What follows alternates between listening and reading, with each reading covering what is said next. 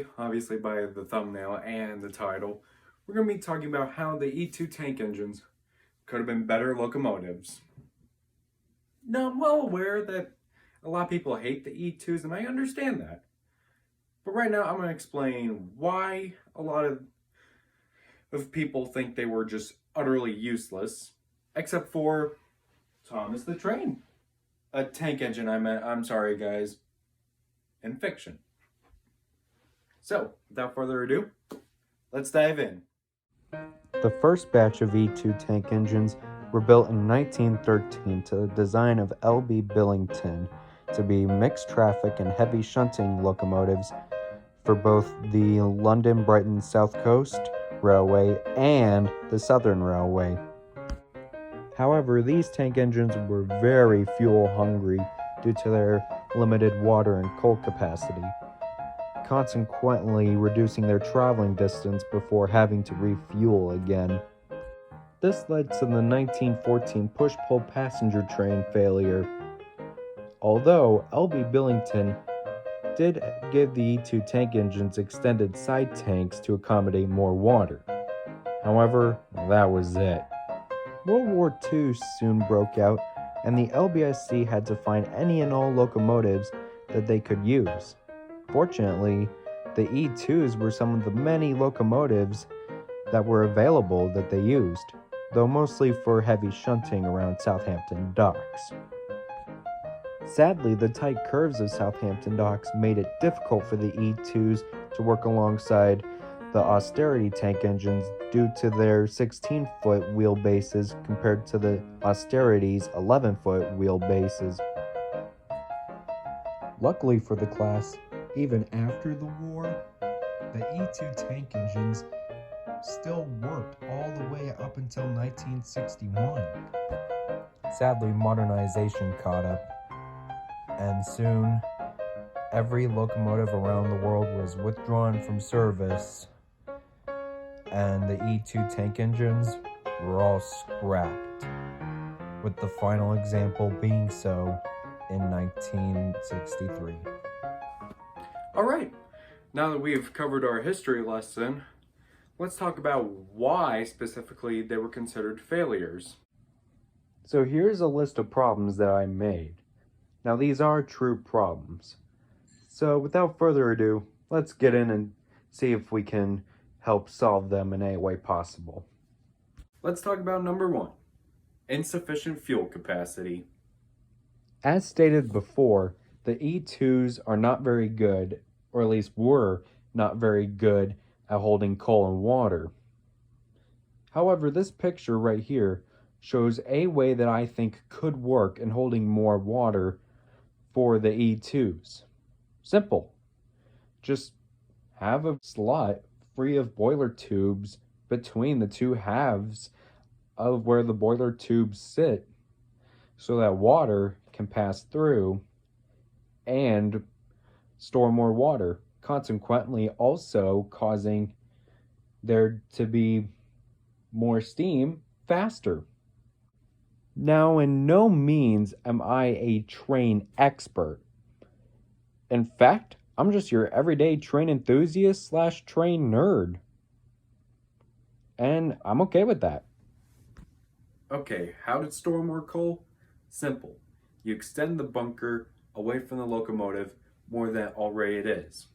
I'm just throwing out a random number here, but even extend it by a foot longer than how it originally was could have helped the locomotive a lot. But then for some reason, Billington didn't extend the bunker. How hard is it to just simply go back to the drawing board and redraw the bunker to be longer so that the second versions of the E2s could still be better than the old ones? Real sad, guys. Real sad. You were dedicated to your work, Billington, but then yet you were lazy in the E2s. Ugh. Extended bunker, come on. Get the frickin'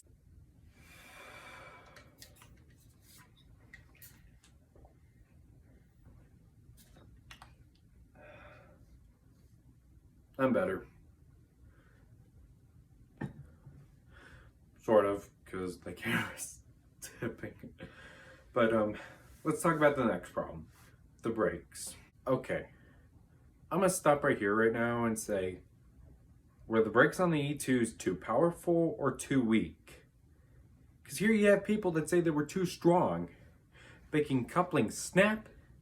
Then you have people saying that they were too weak, which, fun fact, is what led to the story Thomas and the Trucks in the Railway series and TV series. So, whatever the case is, if the brakes are too powerful, just take it easy on the brakes. I mean, if the brakes are seriously that powerful, at least you're probably gonna have a better time preventing a runaway with strong brakes. I don't know. But if the brakes are weak, yeah, that's when you need to make them stronger. So come think of it, were the brakes on the original E2s weak?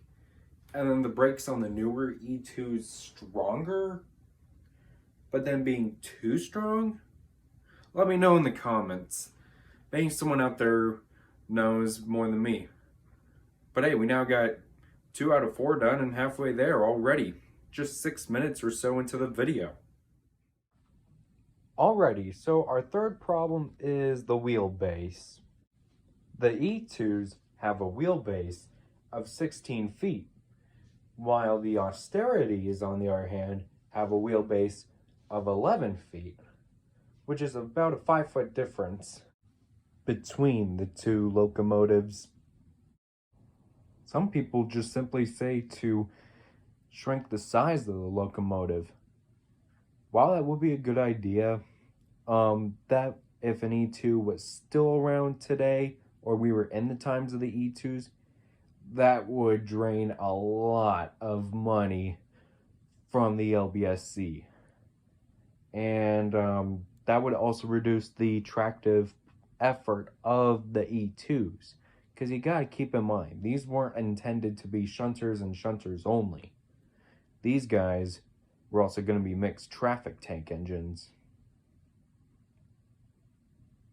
My idea, on the other hand, is basically making the entire middle wheels on the E2s blind, so that these guys can just go around tight curves without having to be smaller. Maybe not as tight as the USA class stock tank engines or the austerities, but should definitely work without a problem. As long as there is no buffer lock. All right. We are 3 down, 1 more to go. But that one last problem is, give me a moment.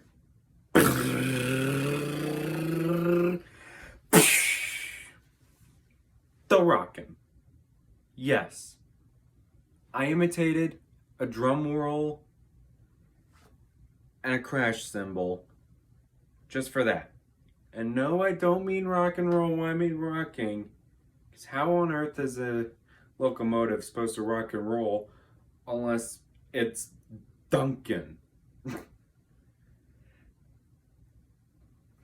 But, yeah. Let's get to that right now. One thing a lot of YouTubers have covered when talking about the E2 tank engines is the fact that they rock. Like, once they reach a certain speed, they start to bounce around. Almost similar to that of peas in a frying pan, or, I don't know, popcorn in the popcorn machine or microwave.